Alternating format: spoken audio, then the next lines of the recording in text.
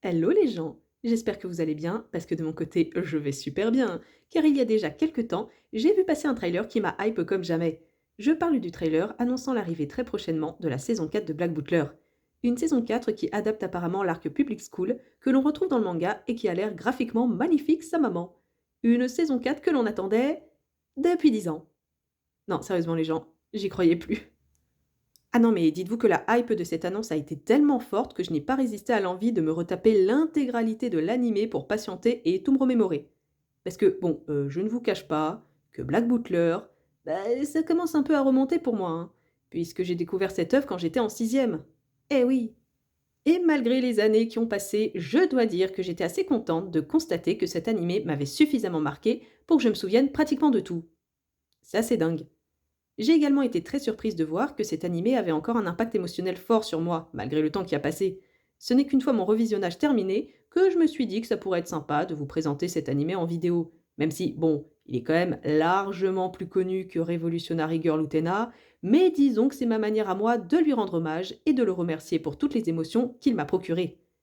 Posez-vous tranquillement devant votre écran, détendez-vous et laissez-moi vous parler de Black Butler. Black Butler, ou Kuroshitsuji de son titre japonais, est à la base un manga shonen qui se compose actuellement de 33 tomes sortis au Japon et qui est toujours en cours de publication. Manga créé par la mangaka Yana Toboso, mangaka principalement connue pour avoir fait... euh, Black Butler, justement. Non, vraiment, avant la création de ce manga, Yana Toboso n'a pas fait de titre vraiment remarquable. Elle a par exemple créé un manga yaoi d'un seul tome du nom de Glamourous Sleep en 2006, ainsi qu'un autre one-shot la même année ayant pour titre Rust Blaster, un one-shot racontant l'histoire d'un humain et d'un vampire contraints de collaborer afin de sauver le monde et leurs deux espèces respectives. Et puis, ben voilà, c'est à peu près tout ce qu'on sait de son parcours. Non, sérieusement, il n'y a pas énormément d'infos sur cet artiste. Pour revenir à Black Butler, le manga fut tout d'abord prépublié en septembre 2006 dans le magazine G Fantastic, un magazine mensuel japonais existant depuis les années 90 et dont l'éditeur n'est autre que Square Enix. Un premier tome relié verra ainsi le jour au Japon à partir de l'année 2007. La série connaîtra alors un succès tel que Yana Toboso remportera le prix du meilleur shonen lors des Japan Expo Awards en 2010 pour ce manga. Les Japan Expo Awards étant une remise de prix pour la convention Japan Expo et qui récompense les meilleures productions manga et animées. Il ne faudra donc pas attendre longtemps pour voir l'apparition d'une première adaptation en animé. Mais avant d'aller plus loin, je me dois de faire une petite aparté pour mettre les choses au clair. Il faut savoir que je vais parler exclusivement des adaptations animées de Black Butler, et non pas du manga en lui-même, puisque je l'ai pas lu.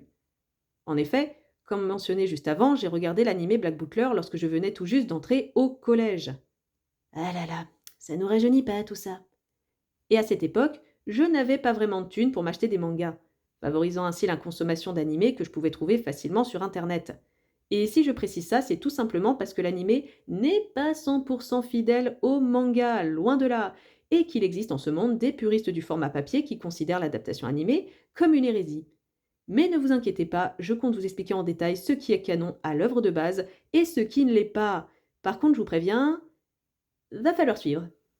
Donc, je disais, une première série animée de 24 épisodes et un OAV sera diffusée au Japon entre octobre 2008 et mars 2009 et sera produite par le studio A1 Pictures, studio qui produira d'ailleurs toutes les autres saisons de Black Butler. Par la suite, une deuxième saison composée cette fois-ci de 12 épisodes et 6 OAV sera créée en 2010, suivie ensuite par une troisième saison de 10 épisodes portant le titre de Book of Circus, diffusée en 2014. Et c'est pas fini, puisque toujours en 2014, on va voir apparaître la diffusion d'un OAV d'une heure, découpé en deux parties intitulées Book of Murder. Et enfin, on arrive au bout du tunnel avec la diffusion d'un film d'animation d'1h40 intitulé Book of the Atlantic en 2017 au Japon. Et voilà, on a fait le tour. Enfin, il existe bien un film en prise de vue réelle qui là aussi a été créé en 2014, mais... Bon, écoutez, vous savez quoi? Pour le bien de l'humanité, on va faire comme si cette chose n'avait jamais existé. Ok? Alors, je sais, ça fait beaucoup d'infos d'un coup, et c'est clairement pas facile de se repérer dans tout ce bordel. Mais ne vous inquiétez pas, je m'en vais tout de suite vous expliquer ce qui est canon et ce qui ne l'est pas, afin que vous ne soyez pas complètement perdus. En ce qui concerne la première saison, sachez qu'elle est en réalité une adaptation assez libre du manga, puisqu'elle mélange l'intrigue des 5 premiers tomes et des épisodes originaux. Ainsi, sur les 24 épisodes de la série, seuls les épisodes de 1 à 6 et ceux de 13 à 15 sont canons. Tout le reste n'est que pure invention. En ce qui concerne la deuxième saison, ah bah là c'est simple, il y a absolument rien de canon. En réalité, il s'agit d'un scénario totalement original qui ne concorde en rien avec le manga. Ainsi, l'histoire qui nous est présentée ici n'existe pas, les personnages que vous voyez actuellement à l'écran n'existent pas, et la conclusion finale qui nous est offerte par cette saison n'existe pas non plus. Et c'est justement pour ça que généralement les gens détestent cette deuxième saison, ce qui est assez triste parce que je vous avouerai que même si elle n'est pas canon, bah moi je l'aime beaucoup. Après ça, nous aurons droit à des adaptations désireuses de suivre ce qui se passe dans le manga. Ainsi, Book of Circus adapte les tomes 6 à 8, tandis que Book of Murder adapte les tomes 9 à 11, et enfin Book of the Atlantic adapte les tomes 11 à 14. C'est bon, vous avez compris? Bien, maintenant que vous avez toutes les infos en main, je suis certaine que vous vous dites c'est bien beau tes histoires de canon et de pas canon, mais concrètement ça parle de quoi Black Butler? Eh bien ne vous inquiétez pas, parce que je vais vous le dire tout de suite. Eh oui. En gros, l'histoire prend place dans l'Angleterre du 19e siècle, Angleterre qui connaît alors la révolution industrielle. Nous y suivons un jeune garçon de 12 ans issu de l'aristocratie nommé Ciel Phantom Hive. Jeune garçon dirigeant l'entreprise familiale Fantôme qui produit des jouets et des friandises à travers tout le pays. En plus d'avoir de grosses responsabilités sur les épaules, Ciel est hanté par un sombre passé. En effet, quelques années auparavant, la famille Phantom Hive fut frappée par une terrible tragédie, puisqu'un incendie détruisit le manoir familial et coûta la vie aux parents de Ciel. Incendie qui n'avait rien d'accidentel. Et comme si ça ne suffisait pas, le pauvre garçon se fera enlever et torturer par des personnes franchement cheloues. Après ces événements traumatisants, Ciel n'aura alors plus qu'une seule idée en tête, retrouver les responsables de la mort de ses parents pour se venger. Pour cela, il fera un pacte avec un démon qu'il baptisera Sébastien. Pacte obligeant le démon à servir Ciel en tant que majordome en échange de son âme. Toutefois, son âme ne sera donnée au démon qu'une fois sa vengeance accomplie. En plus de chercher les meurtriers de sa famille, Ciel sera également contraint de mener des enquêtes pour le compte de la reine Victoria, afin de préserver l'honneur des Phantom Hive. Enquête qu'il parviendra souvent à résoudre grâce aux capacités exceptionnelles de Sébastien. Vous l'aurez donc compris, nous sommes face ici à une histoire de vengeance. L'animé a une esthétique assez reconnaissable avec son atmosphère lugubre et son ambiance sombre, voire même carrément glauque par moments. L'œuvre prend place en Angleterre durant l'époque victorienne, une époque où la ville de Londres était sale, malfamée et perpétuellement plongée dans un brouillard de smog, ce qui contraste beaucoup avec les personnages issus de la noblesse qui, eux, évoluent dans des décors souvent colorés et plus accueillants. De plus, l'animé n'hésite pas à montrer des choses horribles, voire à aborder des thématiques qui peuvent franchement mettre mal à l'aise, comme notamment la mort, le trafic humain, le meurtre ainsi que le meurtre d'enfants, la pédophilie, etc. Il y a aussi un certain sentiment de mélancolie qui se dégage de la série. Mélancolie appuyée par l'OST Sidney Relinqui, que j'aime beaucoup, mais aussi par le personnage de Ciel lui-même, qui se sait pertinemment condamné à cause du pacte qu'il a passé avec Sébastien, rendant ainsi impossible tout happy ending pour lui, et ceux qui accomplissent sa vengeance ou non. Toutefois, ce serait une grosse erreur que de penser que cet animé n'est qu'ambiance lugubre et tragédie atroce, puisqu'en réalité, c'est une série assez drôle en fait. En effet, l'animé mélange parfaitement le glauque et le comique, ce qui est loin d'être déplaisant puisque je pense que si l'animé n'avait été que dark sur dark, ça aurait pu vite devenir lourdingue, voire caricatural. Et justement, on a droit à différents types d'humour, avec par exemple de l'humour noir, des comiques de situation, de l'absurde ou encore des personnages hauts en couleur. On a aussi droit à des blagues de cul. Non, parce que si je dis la scène du corset, je pense que celles et ceux qui ont vu la saison 1 savent de quoi je parle. Mais sachez que le comique de la série vient principalement de l'exagération des capacités hors normes de certains personnages, dont notamment Sébastien. En effet, de par sa nature démoniaque, Sébastien peut accomplir à peu près n'importe quelle prouesse. D'ailleurs, rien que le fait de l'avoir à ses côtés assure à Ciel la victoire. Les capacités incroyables du majordome durant les combats les rendent tantôt comiques, tantôt épiques, puisque généralement, le démon désamorce n'importe quelle situation sans aucun souci. Je dis bien généralement, car le film Book of the Atlantic nous a montré pour une fois un Sébastien en très grande difficulté, ce qui fait assez bizarre. Mais ce qui permet quand même de rappeler aux spectateurs et à Ciel qu'il est peut-être très fort, mais qu'il n'est pas invincible pour autant. Ah, et tant qu'on en est à parler des capacités de Sébastien, ces dernières rendent certaines situations assez absurdes, puisqu'il fait tout son possible pour se faire passer pour un humain, alors qu'il passe son temps à faire des trucs de malade en public, comme par exemple arrêter un train lancé à pleine vitesse à l'aide d'une seule main. Mais pourtant, malgré ça, sa nature humaine ne sera jamais remise en question par les autres personnages, et ce alors même que certains d'entre eux ont la preuve par A plus B que les êtres surnaturels existent dans leur monde. Mais bon, on va dire que ça participe à rendre la série comique. Les personnages sont également un gros point fort de l'animé. En effet, nous avons droit à toute une panoplie de personnages tous plus fun et attachants les uns que les autres. Comme par exemple celui de Grell, qui a su gagner le cœur des fans et qui est à présent indissociable de la série grâce à son caractère, son côté drama queen, ainsi que son obsession pour Sébastien. D'ailleurs, puisqu'on parle des personnages, il faut que vous sachiez un truc important. L'intégralité des personnages de Black Butler ne sont pas ce qu'ils paraissent être aux premiers abords. Bon, pour Sébastien, c'est assez évident, je pense pas avoir besoin de développer.